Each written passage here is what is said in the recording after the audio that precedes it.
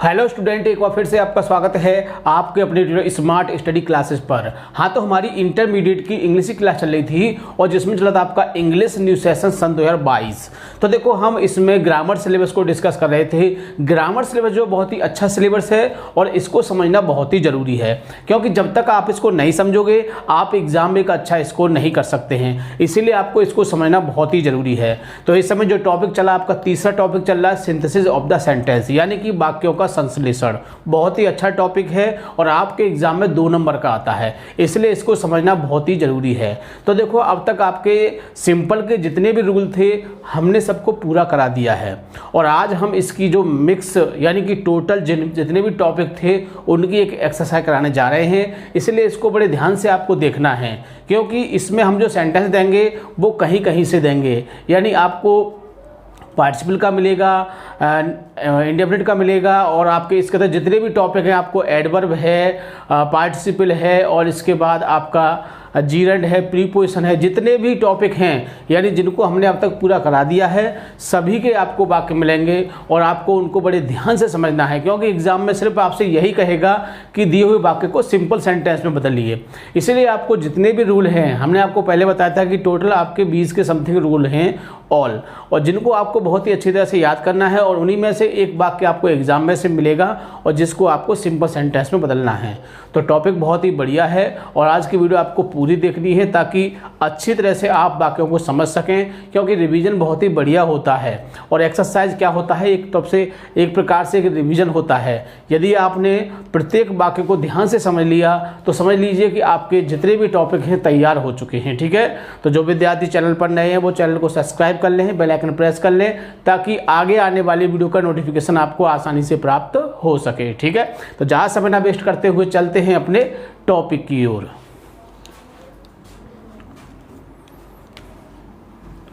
Class 12th English, यानी कि 12th class की इंग्लिश की क्लास चल रही थी और जिसमें चला था इंग्लिश न्यू सेशन सन 2022। तो देखो, इसमें हम ग्रामर सिलेबस को डिस्कस कर रहे थे। किसको? Grammar syllabus. और देखो, हम आपको पहले बता चुके हैं कि ग्रामर सिलेबस बहुत ही अच्छा सिलेबस है और इसको समझना बहुत ही ज़रूरी है, क्योंकि जब तक आप इसको नहीं समझोगे एग्ज़ाम में आप एक अच्छा स्कोर नहीं कर सकते हैं।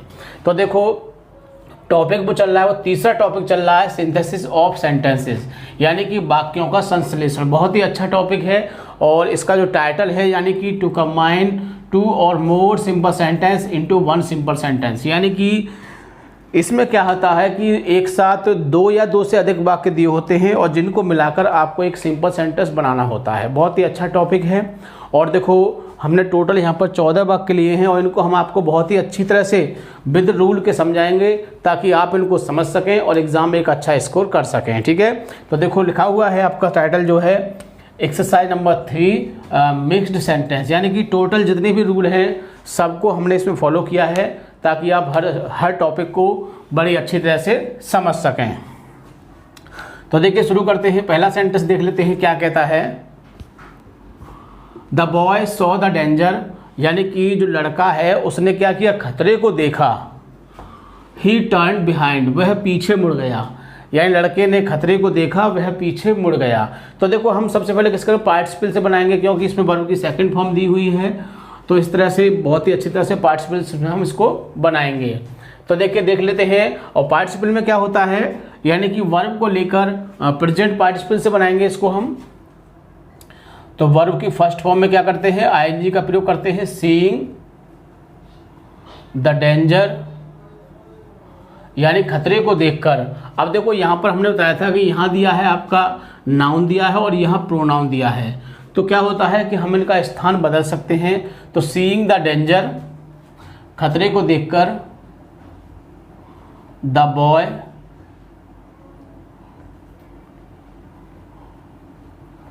Turned behind. तो बताओ, कोई दिक्कत नहीं होगी, बहुत ही आसानी से आप कर सकते हैं। दूसरा सेंटेंस देख लेते हैं। सिन्नी फाउंड द बुक, यानी सिन्नी को किताब मिल गई। सिन्नी फाउंड द बुक, किताब मिल गई। द बुक वाज लॉस्ट, किताब खो गई थी। तो देखो, इसमें देखो क्या है, ये आपका जो सेंटेंस है, आपका जो पास्ट पार्टिसिपल है ये उससे लिया गया है और हमने इसमें आपको पहचान बताई थी कि जब दूसरे वाक्य में वाजवर दिया हो, क्या दिया हो, जब दूसरे वाक्य में वाजवर दिया हो तो उसका जो ऑब्जेक्ट होता है उसको हम उठा लेते हैं और उस ऑब्जेक्ट की ज़रूरत या तो सब्जेक्ट को हो सकती है या फिर ऑब्जेक्ट को हो सकती है। तो जिसको ज़रूरत होगी उसके आगे लगाने पर वाक्य सिंपल बन जाता है। तो इतनी बात को याद रखना है और हमने इस बात को आपको लिखवाया भी था। और बात आती है पहचानने की, तो इसमें दूसरे वाक्य में क्या होता है, वाजवर दिया होता है। तो करते हैं इसका simple. Sini found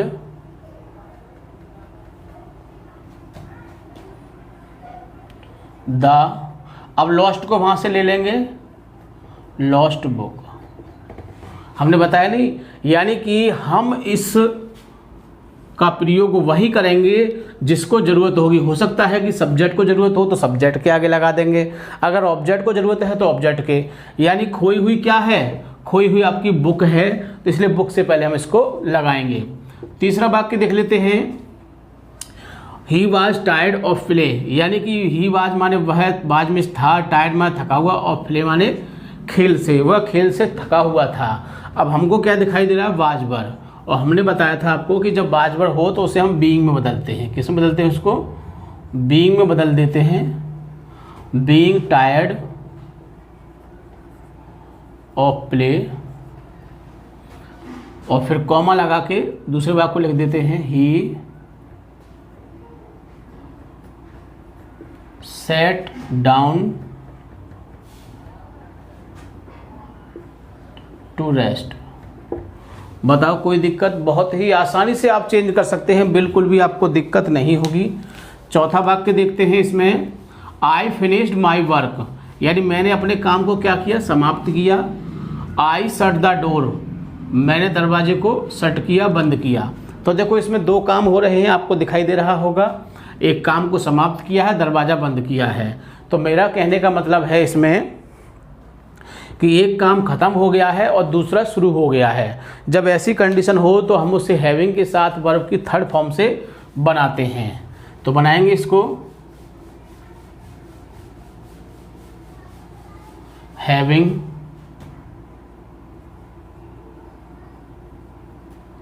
finished my work, having finished my work, comma I shut the door. Having finished my work I shut the door. पांचवा वाक्य देखते हैं क्या कहता है। Ramesh will go to Ujjain, Ramesh Ujjain जाएगा।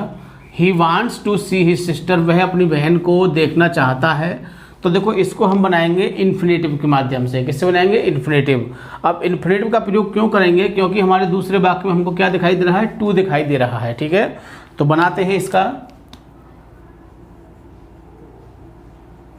Ramesh will go to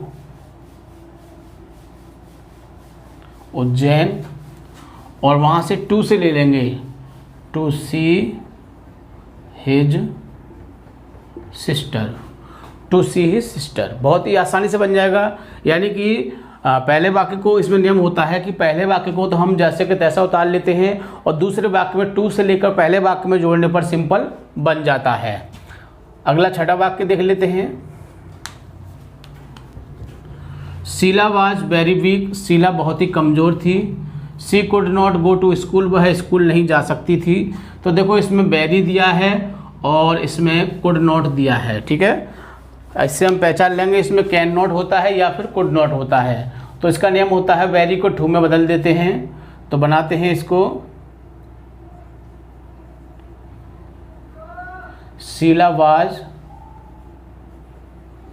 two week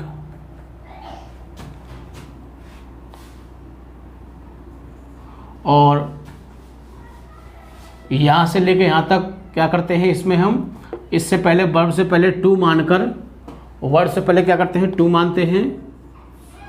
to go to school. सातवां वाक्य देख लेते हैं।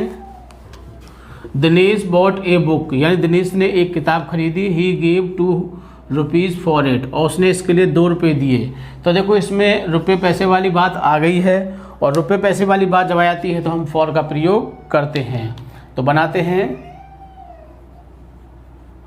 Dinesh bot a book for ₹2 for it. बताओ कोई दिक्कत? बहुत ही आसानी से, सिर्फ आपको रूल याद होने चाहिए। यदि आपको रूल याद होंगे तो किसी भी वाक्य को बना सकते हैं। आगे देखते हैं 8वां वाक्य। He did not work hard, उसने कठिन परिश्रम नहीं किया। ही सक्सीड, वह सफल हो गया, यानी उसने कठिन परिश्रम नहीं किया और फिर भी वो सफल हो गया। तो देखो इसको हम प्रीपोजिशन से बनाएंगे। कैसे बनाएंगे? प्रीपोजिशन से। अब बात आती है कि हम इसको कैसे पहचानेंगे।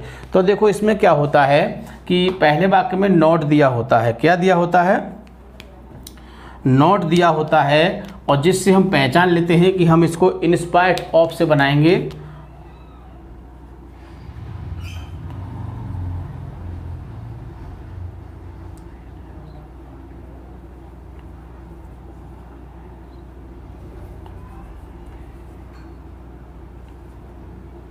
SPITE INSPIT, इंस्पायर्ड ऑफ, इसको लगाएंगे। और फिर नॉट को इसमें हटाते नहीं हैं, और वर्ब में हम ING का प्रयोग करते हैं। मैंने इन सब बातों को आपको लिखाया है, बड़ी अच्छी तरह से इनका एक रूल लिखाया था ताकि आप इसको ध्यान से समझ सकें। रूल के हिसाब से आप सेंटेंस को अच्छी तरह से चेंज कर सकते हैं। सिंपल बनाना हो, कंपाउंड बनाना हो, कॉम्प्लेक्स। और इस समय आपका जो सिंपल है वो समाप्त हो चुका है, एक्सरसाइज चल रही है। इसके बाद आपका जो दूसरा टॉपिक है वो शुरू हो जाएगा, यानी कि कंपाउंड सेंटेंस, जिसको हम संयुक्त वाक्य बोलते हैं। वो भी बहुत अच्छा टॉपिक है, बड़े ध्यान से उसको समझना है, और उसको भी हम रूल के हिसाब से बताएंगे, आपको परेशान नहीं होना है। तो inspired of not working hard, और दूसरे वाक्य को जोड़ देंगे कॉमा के द्वारा। यदि आप किसी कारणवश कॉमा लगाना भूल जाते हैं तो ऐसी कोई बात नहीं है, फिर भी इसको सही मान लिया जाएगा। आगे देखिए 9वां वाक्य देख लेते हैं क्या कहता है। Indira Gandhi was a courageous lady, यानी इंदिरा गांधी कैसी थी? एक साहसी महिला थी। She was the daughter of Pandit Jawaharlal Nehru, और वह पंडित जवाहरलाल नेहरू की बेटी थी। तो देखो इसमें क्या करते हैं हम, ये हमारा वही वाला वो है जिसको बोलते हैं नाउन या फ्रेज द्वारा। तो देखो इंदिरा गांधी हो गई, एक करेजियस महिला हो गई, और she was the daughter of Pandit Jawaharlal Nehru, ये हो गए ना, हो गए। तो ये तीनों चीज़ें एक ही हैं, तो इनको हम कॉमा के द्वारा लिखेंगे। तो Indira Gandhi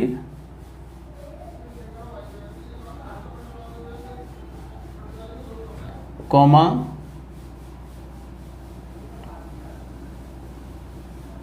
the daughter of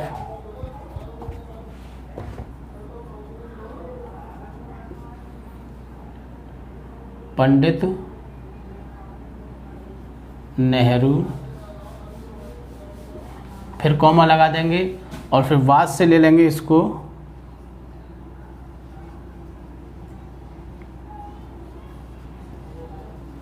courageous lady.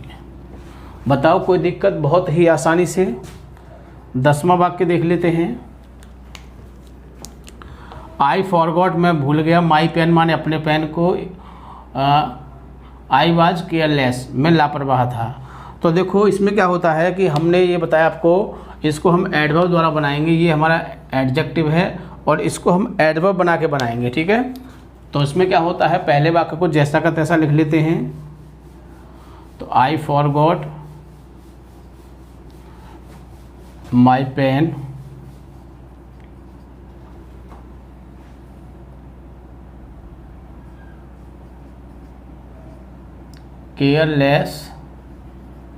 Leslie, ठीक, बहुत ही आसानी से हो सकता है, बिल्कुल भी दिक्कत नहीं होगी। आगे देखिए 11वां वाक्य देख लेते हैं। The sun rose the fog dispersed, यानी कि सूर्य निकला और धुंध गायब हो गई। तो इसको हम नॉमिनेटिव एब्सोल्यूट द्वारा बनाएंगे। The sun having rising, comma the fog dispersed.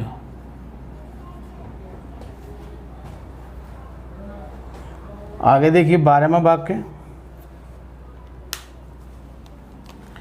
The weather was fine. तो देखो इसमें पहले वाक्य में हमको वाज वर्ड दिखाई दे रहा है और इसका हमने रूल लिखाया था, ये नॉमिनेटिव एब्सोल्यूट द्वारा है कि जब पहले वाक्य में वाज वर्ड दिया हो तो क्या करते हैं, उस वाज वर्ड को बीइंग में बदल देते हैं और दूसरे वाक्य को कॉमा के द्वारा पहले वाक्य में जोड़ने पर सिंपल बन जाता है। तो बनाते हैं the weather being fine, comma लगा देंगे, द फॉग डिस्पर्स्ड। आगे देखिए 13वां वाक्य देख लेते हैं, द बॉय वाज वीपिंग, लड़का रो रहा था, ही वाज पुअर, वह गरीब था, यह लड़का रो रहा था वह गरीब था। तो देखो इसमें से हम क्या करेंगे, इस एडजेक्टिव को लेंगे और हमने बताया था ये एडजेक्टिव द्वारा सिंपल है आपका। और एडजेक्टिव में क्या होता है कि जिसको चाहे तो ऑब्जेक्ट को ज़रूरत हो तो ऑब्जेक्ट के आगे लगा देते हैं, यदि सब्जेक्ट को ज़रूरत हो तो हम सब्जेक्ट के आगे लगा देते हैं। अब पुअर कौन हो सकता है, बॉय हो सकता है, इसलिए हम पुअर को क्या करेंगे, बॉय के आगे लगा देंगे तो सिंपल हो जाएगा, the poor boy was weeping. आगे देख लेते हैं 14वां वाक्य क्या कहता है, ही टुक टी, उसने चाय ली, ही टुक टोस्ट, उसने पापे लिए। फैन पापे जितने भी टोस्ट होते हैं, पापे हो सकते हैं, फैन हो सकते हैं, ब्रेड हो सकते हैं, सब इसी एक ही कैटेगरी में आते हैं, टोस्ट आते हैं, ठीक है, जो चाय के साथ लिए जाते हैं। तो देखो इसमें क्या है, हमको एक जैसी वर्ब दिख रही है और जब एक जैसी वर्ब होती हो तो हम उसको कंजक्शन से जोड़ते हैं। और कंजक्शन का मतलब क्या होता है कि सिंपल करने के लिए केवल एक ही कंजक्शन है, बाकी कंजक्शन से जोड़ने पर क्या बन जाता है, बाकी से हम जोड़ेंगे तो हमारा कंपाउंड बनता है, लेकिन यदि हम एंड से जोड़ते हैं तो हमारा सिंपल भी बन जाता है। तो बनाते हैं इसको, he took tea and toast, he took tea and toast, ठीक है। तो बहुत ही आसानी से इस प्रकार से आप किसी वाक्य को बदल सकते हैं, सिर्फ आपको उसका रूल पता होना चाहिए। और रूल किससे बदलता है, उस वाक्य की कंडीशन से। यदि आपको बाकी कंडीशन पहचान में आ जाएगी तो उसी से रूल बन जाता है और हम उसको बहुत ही आसानी से सिंपल में कन्वर्ट कर सकते हैं, बहुत ही आसानी से, बिल्कुल भी आपको दिक्कत नहीं होगी। तो देखो हमने प्रत्येक वाक्य को बहुत ही आसानी से आपको बना के दिखाया, सिर्फ आपको इनके रूल याद होने चाहिए जिससे कि आप इन्हें आसानी से चेंज कर सकें, ठीक है। तो बहुत ही अच्छी तरह से वीडियो को पूरा देखना है और इसमें हर तरह के सेंटेंस आपको मिलेंगे, इसलिए हमने इसको नाम भी दिया है कैसा है, यानी कि मिक्स सेंटेंस की एक्सरसाइज है। और इस तरह से आपके जो सिंपल का टॉपिक है वो पूरी तरह समाप्त हो चुका है। टोटल इसकी 3 एक्सरसाइज हो चुकी है। यदि आपने इन तीनों एक्सरसाइज को और जितने भी हमने इसको टॉपिक कराए हैं बहुत ही अच्छी तरह से कर लिया, मैं गारंटी देता हूं कि आपका क्वेश्चन गलत नहीं हो सकता है, ठीक है। तो वीडियो को पूरा देखना है और सबसे खास बात, वीडियो को लाइक या शेयर करना नहीं भूलना है, ठीक है। थैंक यू, जय हिंद, जय भारत।